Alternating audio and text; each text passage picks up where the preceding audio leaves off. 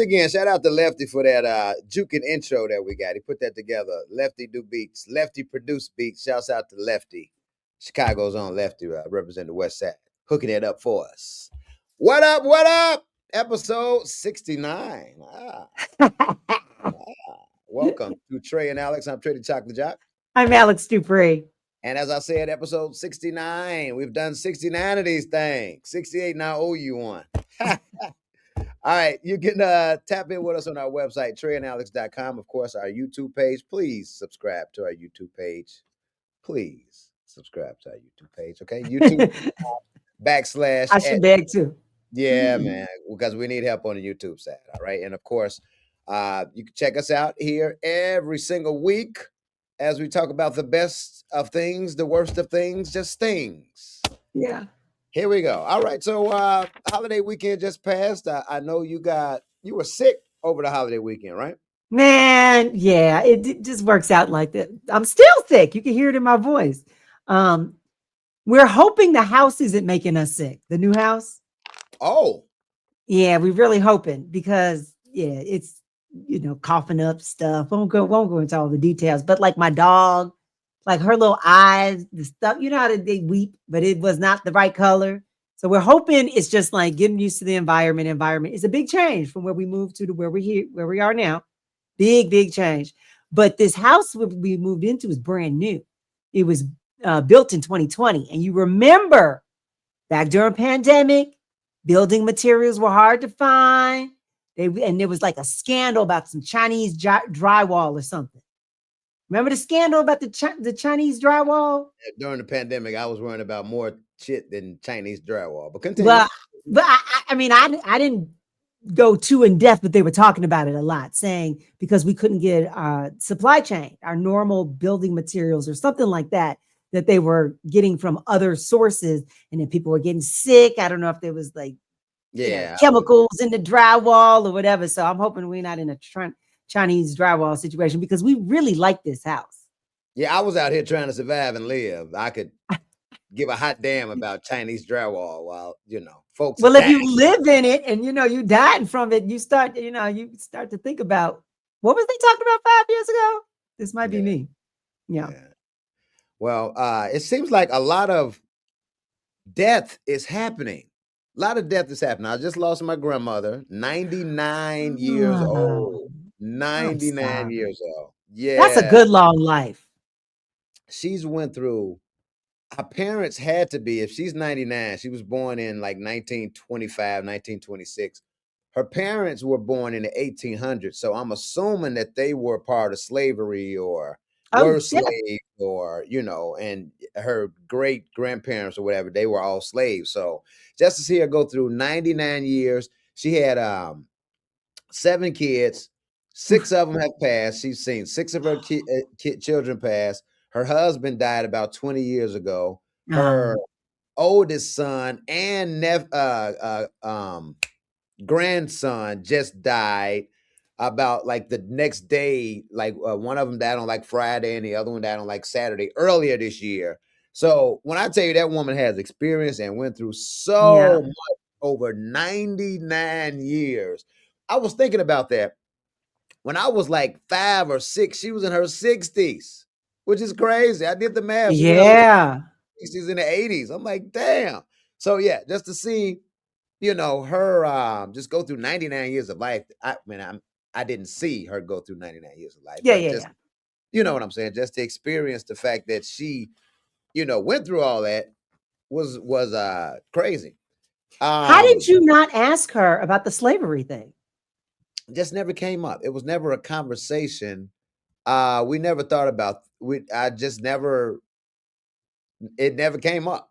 But I thought about it. I'm like, man, 100 years, 1923, 1865, that one number like 50 years, 50, 55 years or so. So her parents had to be slaves, her grandparents definitely had to be slaves. So yeah, that's just craziness. We had the record rep, Kevin Ross. He just passed. Yeah. So Kevin was a good dude. Every time you saw him, he had a smile on his face. Yeah. I just worked with him. I just had an event. I worked with him about a month ago. Oh, Yeah, yeah, yeah. And then a yeah, I friend of haven't mine, seen him in forever, but oh, you've seen him recently. yeah, about a month ago, I seen him. Very happy to change his profession. You know, he was in the record industry for years, and he had switched over to radio sales.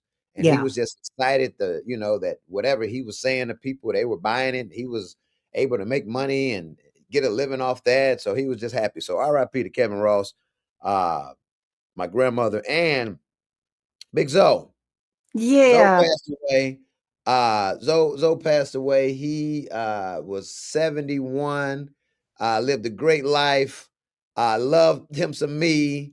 So just a lot of people are just passing away. I don't know what's happening. I remember a similar year like this when it was 2016 and everybody was passing away, from like Doug Banks to Prince. And, it was just a really sad year. Everybody was just dying. It seems like 2025 is that year as well, because Yeah. I don't know. It's like a purge of some sort happening. I don't know. Yeah. Caught a So lot of people. Lovely Velma Brazelton. We lost yes, her. yes. Velma. Yeah. Now, give the story about Velma. Velma was at GCI, and she was like the business manager, if I'm not mistaken, right? I don't really know what Velma does. Never did. Okay. I came in contact with Velma the first time through, she was in charge of internships. Right. And Right. when I met Velma the very first time, uh, I don't think I was on her good side, because Elroy Smith gave me my internship. I showed up in his office after, Oh, after calling Troy the night before and saying I want to be an intern. And she was like, well, okay, well, tell her to send the stuff. I showed up the next day with my stuff, and he liked my chutzpah, my spunk. He just liked my drive, and wrote a note. My chutzpah. Yeah. okay. He wrote a note and he said, take this to Velma Brazelton. Now, I didn't know where anybody's office was or anything, but I found my way. I was like, you know where Velma's office is? I walked around, walk into her office, knock, knock, the door's open. And I handed this like, hi, my name is, whatever. Here's a note from Elroy. And it basically said, this young lady has an internship starting immediately with Troy Tyler. And Velma looked at this and was like, who are you? I'm in charge of Right. I run internships. this shit. Right. She Right. said, I'm in charge of internship. People don't get an internship unless I like Yeah. verify it or I approve it. And I was Yeah. just like, I already said to get you to I got know. nothing to do with me. Yep. Right. See. So yeah, Yeah. but after that experience, then I was hired on obviously full time, and she was a sweetheart, lovely woman. I remember she was the one that I remember, like, paperwork. Like, when I got my Right. raise, I think it was her that handled, like, the business part of it. So that's why I was like, I think she was the business manager up there or something like that. So, uh, Sounds about right. I don't know. She had a nice big office, and she was sitting over there by Marv. So yeah. makes So sense. Yeah. there you go. There you go. So RIP to those, who we mentioned, and to those who watching this who've lost people. Just, I don't know. It's the end of the year. I guess, the time is expiring, and I don't even know how to explain it. It's just sad. So RIP Yeah. to those who we have lost. All right, let's talk Diddy. Let's do Let's talk Diddy. Okay, it. so the Netflix documentary was released Tuesday, produced by 50 Cent. It's called Diddy the Reckoning. So I watched this documentary. I saw all four parts of it, just watched it straight through. I had 4 hours of time to just kill, so I just watched it straight out and I just wanted to check it out. I didn't see anything that surprised me. Like, everything that they talked about, we already know the situation with Cassie, the whole Kid Cudi thing. So we basically got backstories of the stories that we already heard about. We all knew, well, those in the music industry, like you and myself, knew about what happened back in '91. That tragic, the celebrity game that Shooting. killed like 9 people. Yeah, at the celebrity game, Oh, the and trampling. I'm sorry, the trampling. um, how that began and how he was behind the careers of Jodeci and Mary J. Blige, etc., and how I knew the story about how he uh, was on Heavy D trying to get to Andre Harrell. I remember that. I remember hearing about that story years ago. So before we unpack the thing, let me just first say that the story of how he came up, how his hustle was just so remarkable, and how he just made something out of nothing and did what he needed to do to get it remarkable. Because what he grew from, being an intern to an A&R to becoming the head of your label to getting the clothing line to doing all of Mhm. this and doing all that. Truly, like the blueprint of anybody successful should follow that, because like what he's done for the culture, completely remarkable. Like Mhm. 100%, 10 out of 10, 5 stars. That's how you do it. And that's why he is who he is, entertainment wise. Mhm. Um, the motherfucker is a monster. And when I say monster, like Look at that's that the true, segue. yeah, the true definition of like monster. Um, I don't So everything that was explained, I believe Mhm. everybody's account. Like everybody that talked about a story they had with Diddy, I believe everybody from Kurt Same. Burrows to Joy Dickerson Neal. Yeah, right. Joy Dickerson Neal. Um, um, so I believe all of the accounts from everybody that had everything to say about Diddy. Like everything is, I didn't hear a story in that made me say, that may not be true. Everything Same. that was said, from the Same. story of him smacking his mom, from the Kid Cudi situation, and the whole mysterious thing about Heavy D and Andre Harrell and Kim Porter and Craig Mack and Mm. Big and Tupac and all of those deaths, and how he's linked to them in some way, shape, or form. Just crazy. So, do I believe he got Tupac killed after watching the documentary? Yes. Do I believe he got Notorious B.I.G. killed? Yes. I do believe all of that shit. Ooh. Yeah, I believe it all. And I didn't, and all of this, my opinion is all based on what I saw in the documentary. I Yeah. didn't know the ties that he had to like LA and the Crips, I didn't and either. I had no idea. So, and then I had always thought that Tupac was always tripping about getting shot. So that Vibe interview he did years ago when he talked about Puff knew it, I thought that Puff was just tripping. He was hysterical. He was just paranoid, just thinking, and just to see how Puff was linked to the guys that shot Pac when he went, just crazy. So That interview that we had never heard before, that the shooter gave to the police that said he did it. oh, That Keefe D, yeah, Yeah, that had never been released before. We had never right, heard any of that. Like he gave right. the details and talking about how they were still there just like drinking and partying when the ambulance rolled up. Yeah. So the thing about Keefe D, he's trying to say that he was forced to give that confession, that he was under duress and that they were forcing him. So if you listen to what he said during the proffer interview or whatever, he was calm and like very comfortable in giving his story. It didn't sound like he was under any duress or any stress or like he was being held with a gun to his head or anything to that No, effect. he laughed a little bit. Yeah. I think he's bitter that he didn't get the money that Puff promised him, the $500,000 that the million. So So I one of each, so $500 for each of them would have gotten him a payday 500,000. of 1 million. Yeah.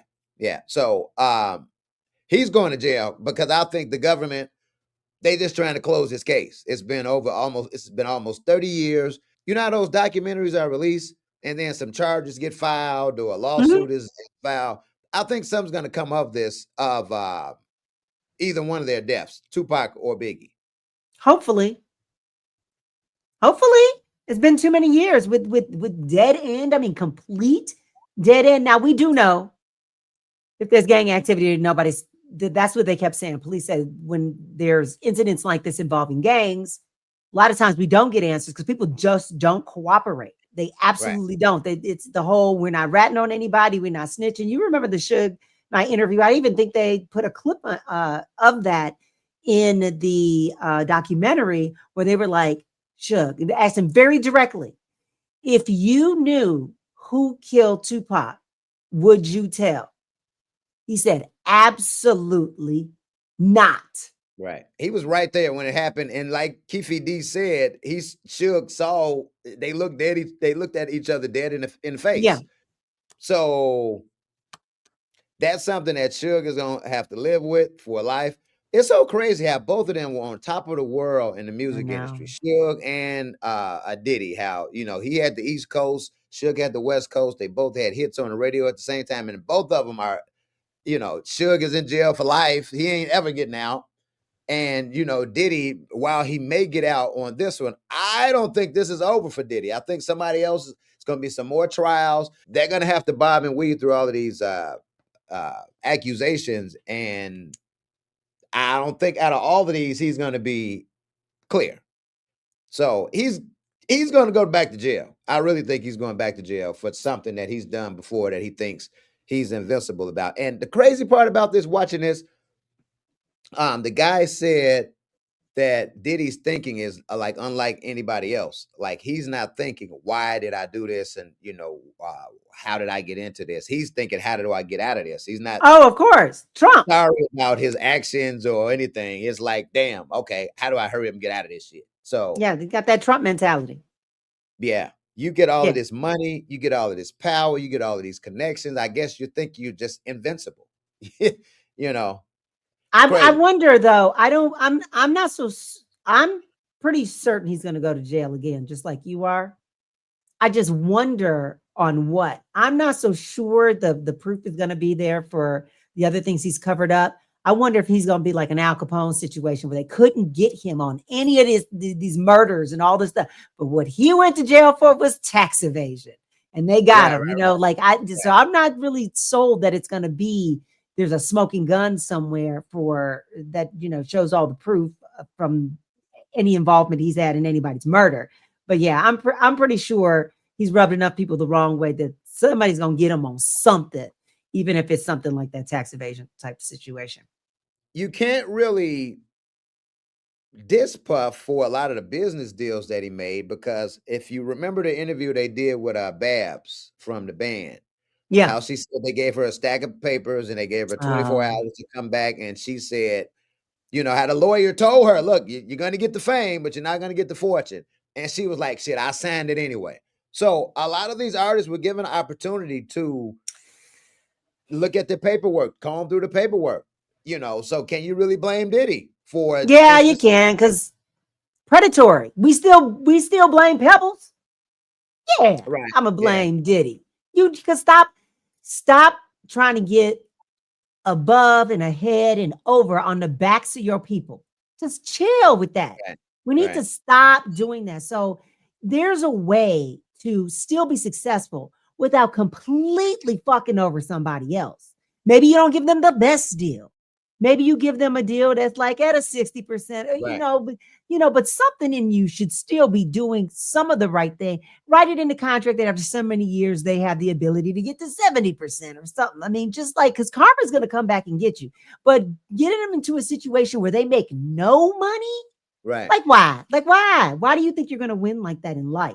Okay, so the business part of this is, now I think he was acting as a CEO when Biggie died, because remember the part where his assistant Kirk was like, yo, this funeral is going to be pretty pricey, and Puff, I guess, made Biggie pay for his funeral. Is that shady, or is that just like a business finance move? That's shady as fuck. What do you mean? Is it shady? It's not just shady, it's shady as fuck. Yeah, it is. Come on now. So the part about the male sex worker and how they would have sex, what did he say? Like 2-3 days straight? Yes. And drugs that they were on, just to hear the guy talk about ecstasy, because he was trying to figure out, how are y'all staying up for 2 and 3 days having all this sex and doing all these, like, y'all didn't hire me, but I'm getting sleepy over here. And so Cassie was the one, apparently, according to him and in the documentary, allegedly brought him ecstasy and said, this is how we do it. And so she said she talked him into taking ecstasy for the first time. And he said, and sure to fucking up, I was up for 2 or 3 days straight doing the thing. Fuck it. Yeah. Another part that I like is when they talked to the 2 jurors. Now the guy, was like, and Cassie, he was like, no, you don't get to, love him. And then when you get jealous, you get spiteful. In so many words, he didn't say that verbatim, but I like that. I like the fact that he had no idea who Diddy was. And I can believe that he didn't know who Diddy was. The black girl that they spoke with, of course, she knew all of who Diddy was. But I like the fact that they were able to, well, she said that she didn't necessarily care for Diddy. She liked his music, but she had to, I guess, get her decision based on what was presented to her. Yeah, you have to make a decision based on the facts. That's the thing. That's the hard thing in court. Because even when lawyers have stuff, everything's not admissible in court. Because it also depends on how that information, how you would, obtain that information, how it came to you. So there's a lot of facts that never, ever saw the light of day in the court case because you have to meet a certain set of parameters to get them admissible in court and to get them to be heard by the jury. The last thing anybody would want to do is get into a feud with 50 Cent. Curtis 50 Cent Jackson. Because, and a lot of people are like, oh, that's a black man trying to bring another black man down, et cetera, et cetera. I mean, yeah, but the black man that you're bringing down did all of this stuff himself. Like nobody forced him to do any of this stuff. And all 50 found as a hustler, as a CEO, as a mogul, an opportunity to put some money behind this film. And let's go from the beginning. How the hell they were able to get this footage? Because it was originally supposed to be a Diddy, like up to the moment I got arrested documentary, and 50 got the footage. So that was he paid whomever off because the dude wasn't gonna get paid. Once Diddy goes to jail, you're not getting paid for your work. So how do I get paid for the work? I mean, obviously Diddy messed up and didn't make the dude sign some type of non-disclosure agreement, no competes, like confidentiality clause. Somewhere Diddy messed up. Because you can't just turn this stuff over to somebody else. It's the property of Diddy. And here's Diddy always thinking, he's like, hey, let's go ahead and record this up to the days where I get, arrested. Maybe I can sell it to Netflix and make some money. He was thinking, but that shit backfired on him like a mother. It did. He said some real like crap stuff in the video. Like when he was shaking hands with the people, and having a mix and mingle with people, and then he gets back in the thing and he's like, like I feel dirty. I need to get under the water. I need like boiling hot shower. I need some hand sanitizer. I'm out here touching people. Now, yes, you do. You do have to do that shit. I'm sure all the celebs do that. They feel that type of way. But it's a bad look. But it's a bad look, to be recorded saying that shit. So. That's true. But no, you never said that. As many appearances have we done, as many like whatever fests or whatever, when we come in contact with thousands of people in the crowd. Like, come on. Never said that. Said, when I get home, I got to shower. I got to clean up. Because I'm take hugs with folks and they stunk and breath be bad. And what? Oh, hell yeah. Yes. I've never said that. Well, no, I haven't said it. I've said it to myself. And when I've said it to myself. Oh, yeah. The only thing I've ever said is after I'd been up in the club where all of the weed smokers came. Not one person wasn't smoking weed. It's like, I got to get out these clothes because I'm getting high off my clothes. Same thing. It's not the same thing. It's the same thing. It's the same. It's the same thing. I was in Dallas at the strip club. I don't like strippers at all, right? Could care less about strippers. I had a buddy who came out of town. He went to go to a strip club. I'm like, okay, cool. Let's go to the strip club. Had a chick walk up on me. It was like 3 of them. Had lap dances. They was all up on me. I was like, I was loving it. I was giving them dollars. I was touching on the titties and I was handling my business. I was thinking to myself, oh, when I get home, I got to take all this shit off. I've never thought that. Nasty shit. So you're thinking it, but you don't actually say it. Diddy just said it. Okay. I've never thought it. I mean, I had a bachelorette party. Somebody flipped me over and did some things. Stripper dude. I hosted strip events in Detroit and wherever, in Orlando. And never say it out loud. That's I never thought it. Yeah, you said it. I think I'm like, the cleanest person out here where I'm just like, white glove. Come on, people are people. Come on now. That ain't how you gonna get stuff. No, come on now. Dude, I texted you over the holiday while I was sick, laid up, and I was like letting you know I'm laid up. So I'm about to binge watch all of the things on the TV. And I watched this show that my girlfriend told me about called Safe Space on Tubi. And I'm like, who Oh, is watching Tubi? And I didn't know people was thank you. watching Tubi. I just didn't know. Okay, so let me just say this.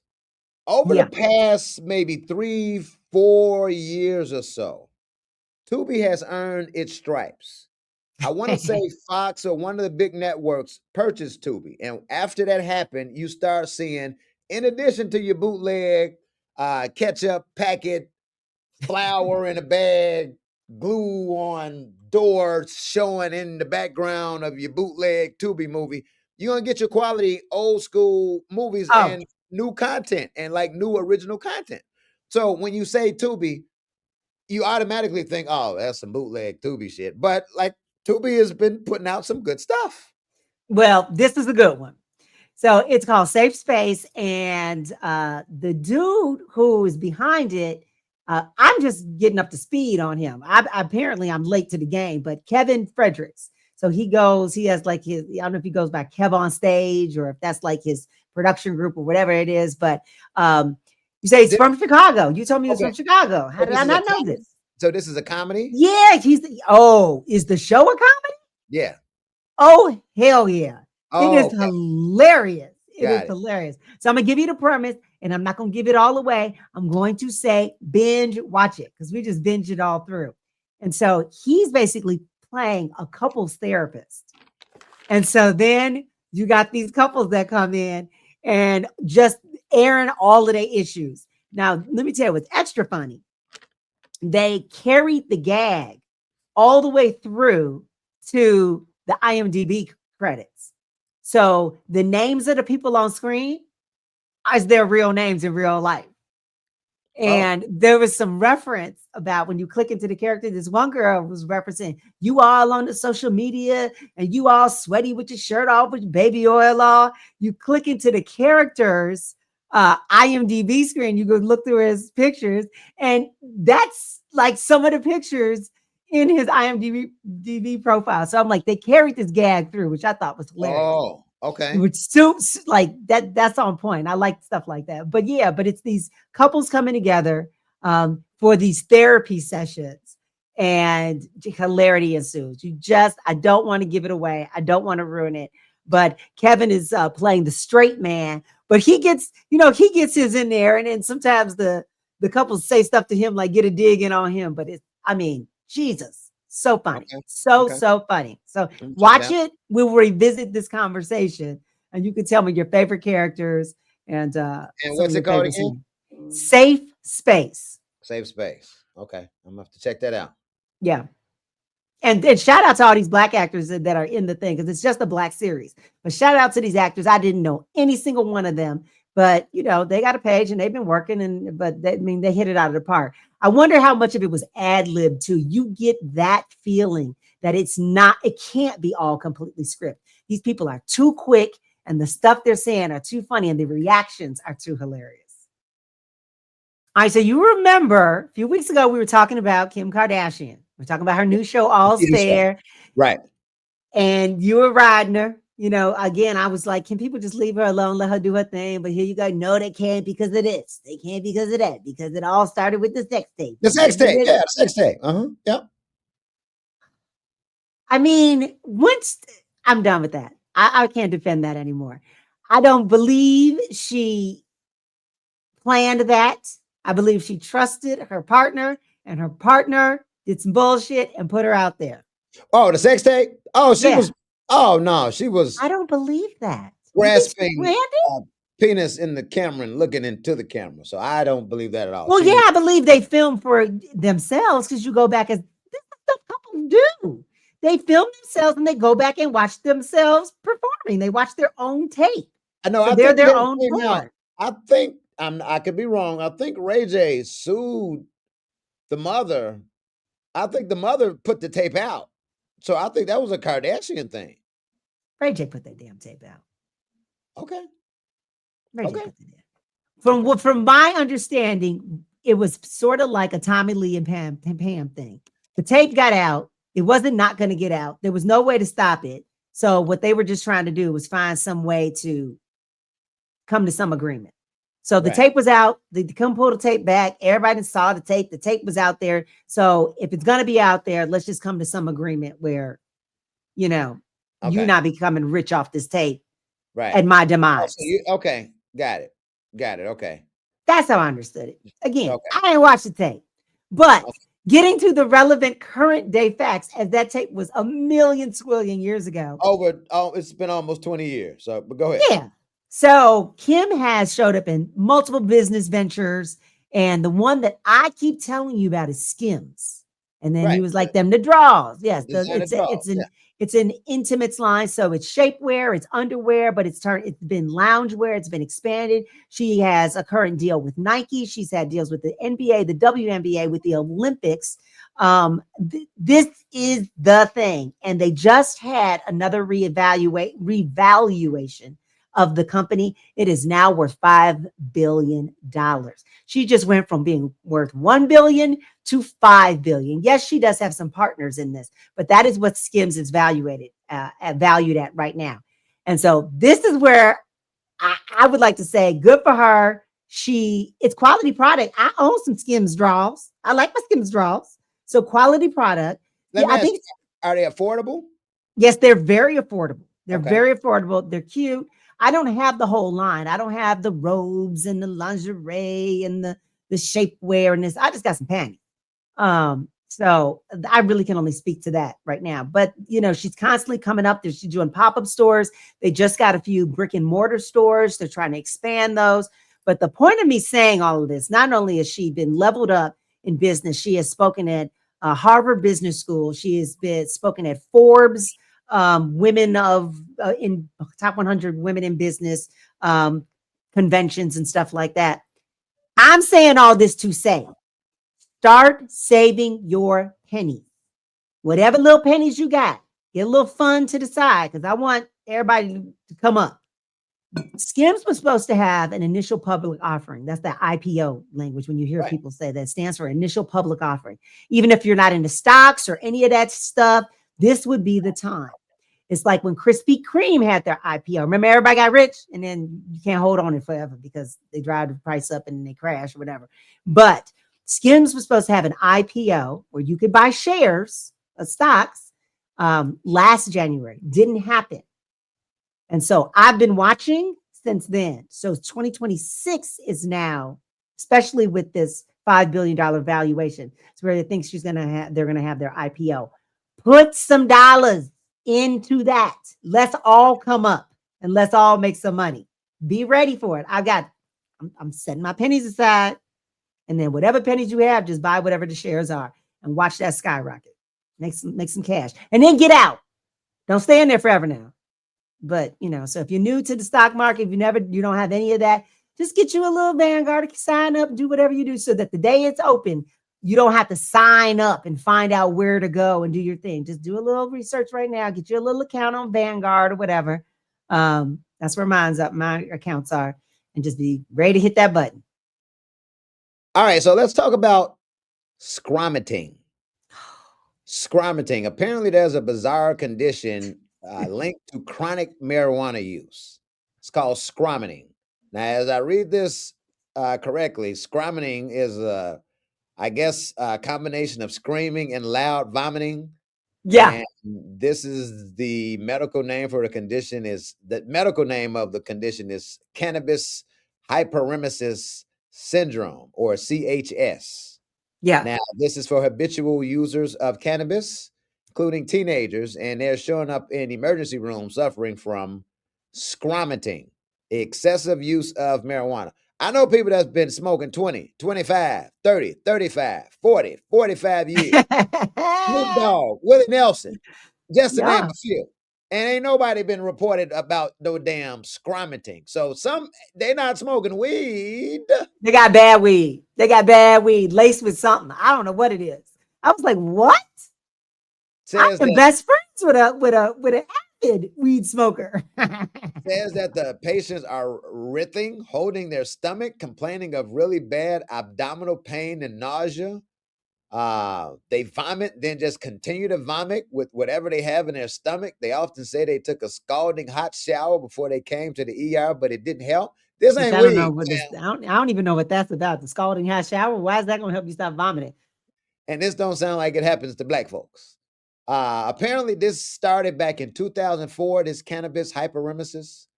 They did a study. 19 chronic marijuana users who had repeated episodes of abdominal pain and retching. What the fuck is retching? What does that mean? Retching. Exactly. You see Alex's stuck face. I think she has to log back out and log I'm back back. here. Okay. Yeah. What the hell is retching mean? What the fuck does that mean? Uh, Retching and writhing. It's when you're just like retching is like even see, if nothing's coming out, like dry heaves type stuff, and then writhing is just you just yeah, uncontrolled like body movement because you're uncomfortable. 20, 30, 35, 40 years of people have been smoking weed. Ain't none of this crazy shit happened to them, man. It just hasn't. It also says the researchers followed 9 of the patients over time and found the symptoms went away when cannabis use was stopped, but returned when it restarted. So maybe these people that they have tested and all going through this crazy shit, don't blame it on the weed. Never blame it on the weed. So I don't want to go any further into 2025. I do not want to make this year pass us by without giving a shout out to one Mackenzie Bezos. Yes, Bezos, yes. yes, the ex-wife of Jeff Bezos. This woman has pledged her life to giving away her billions, her fortune. She's like, these uber rich people, we shouldn't be this rich and just hold on to this money. But Let me recently, wait. Let me ask you: do they have any kids? I didn't think they did. Okay, Oh no, they do have kids. They do have kids. Want to know why? I know why? okay. Because they were in Seattle when I was in Seattle, and their kids went to school. And after they divorced, Mackenzie and Jeff, she started dating one of the teachers at her child's school and actually married him. They were Oh, married 4. maybe a year. Yeah, they got 4 Yeah, kids. 4 kids. yeah, Yep. so I do know that, but that she married a school teacher. She married the teacher at her kid's school. Again, married for about a year, and he ain't getting no real money because she protected that. But yeah, so they had kids, but you never see Jeff running around with his kids. Yeah. Never see him running That's around his kids. player. He got 20 billion to play with. Why not? Yeah, yeah. But I digress. Let's give Mackenzie all the attention and all the props she deserves. I'm gonna look down and make sure I'm reading this correctly and make sure I don't miss any detail and get it wrong. She has recently given $700 million in a gift to 15 historically Black colleges and universities. And they are no strings attached grants, which means they get to use this money any way they see fit. And it varied from $19 million to $80 million. Howard University was one of the universities that got the $80 million. But she's saying she's doing something called yield giving, and that focuses on giving away the majority of her wealth through trust-based philanthropy. But Ah, but look at this. She even recently gave 70 million to the United Negro College Fund. That's separate from, all of the other people. Let me just shout out some of these institutions that got the loot. So Howard University got the 80 million, Morgan State University, Prairie View A&M University, North Carolina A&T State University, they got 63 million. Well, we got Norfolk State University, Virginia State University, Bowie State University, Winston-Salem State University got 50 million each. yeah, Alcorn State University, 42 million. She hit Spelman, Clark Atlanta University, Alabama State University, University of Maryland, Eastern Shore got 38 million each. And then Voorhees University got 19 million. yeah, She is not playing. She is given so much money also to diversity, equity, and inclusion, yeah, LGBT, yeah. QIA plus organization. She is doing a thing, and she definitely needs to be applauded. She That's is walking the walk, putting her money where her mouth is. yeah, that's pretty dope also because like what's her interest in black folks? You know what I'm saying? Hey, here this lily white billionaire woman is finding some type of way to put some money into the black community so we end up having black lawyers, black doctors, Mm-hmm. philanthropists and CEOs and all of that other stuff. So shout Try out. to close this gap, this race gap. Just close it on up. What's her name again? Her name is Mackenzie Bezos. An Apollo legend. Right. All right, that just about concludes episode 69 of Trey and Alexx. Once again, our website, check it out, 24/7, 365. It's treyandalexx.com. Also, our YouTube page, that's youtube.com/@Trey and Alexx. Please follow, subscribe. Please, because we're at like, what, 15, 20? We suck. Yeah, We're getting there, though. We're getting there. Sad days on YouTube. So thank you so much for checking us out. I'm Trey the Choklit Jok. I'm Alexx Dupri. Have a great week. Holla. Deuces.